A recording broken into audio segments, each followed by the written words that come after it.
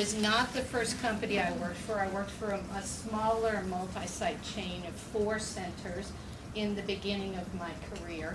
And then as I moved to Miniland and moved to a much larger organization and worked with them first as their director of operations and now as their vice president of education, one of my main concerns has been, as we grew, how to make sure that the quality in each and every classroom, in each and every Miniland school, was consistent with the standards that our parents expected.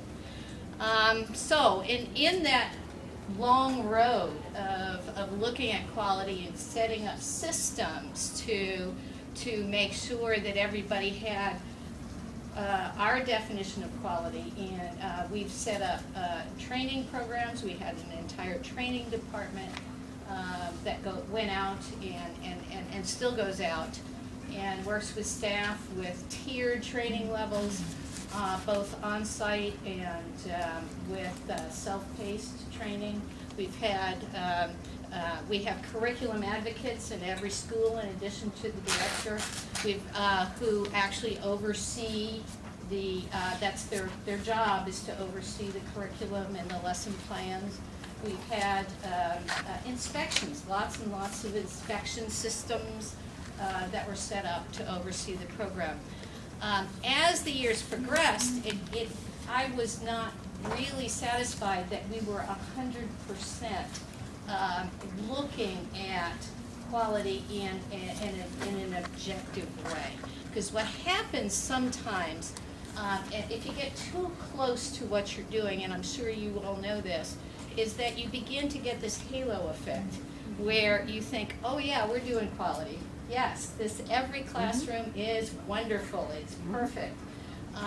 And it takes sometimes an outside lens to really help you think about quality in a more objective way.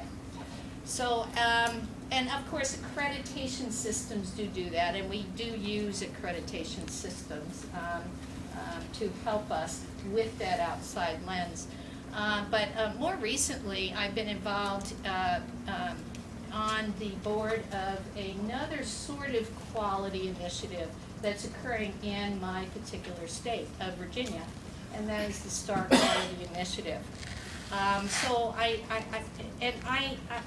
want to talk to you a little bit about this initiative and how it might be, why I think this outside lens that it provides, but that the tools within it, even if you're not in my state, can provide to help you look more objectively and maybe make changes, adjustments, mentor and train staff to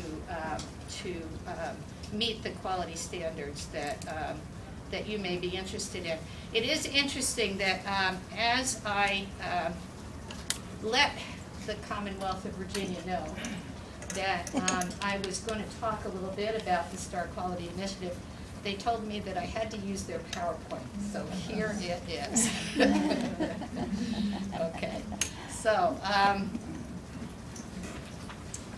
just to give you an idea, and I think many of you who are from the U.S., you are familiar, you may be in states that have your own STAR Quality Initiatives, but it is a rating system. It is different from accreditation in that it rates centers with star levels. So you can get a 1-star, 2-star, 3-star, 4-star, 5-star rating system, for a program, sort of like a restaurant or a hotel, okay? And then what you can do is you can work very hard to increase your points, get rated again, and score higher the next time. And so there's some potential there. In Virginia, this rating system is voluntary, but it is a good tool.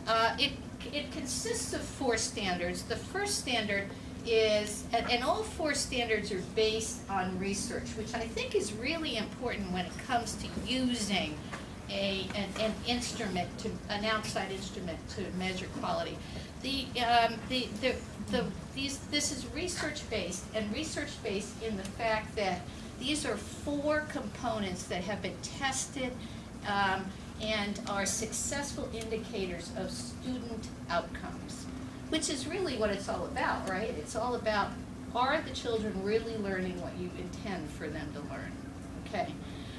The first one is the education, qualifications, and training of the staff. So it does measure that.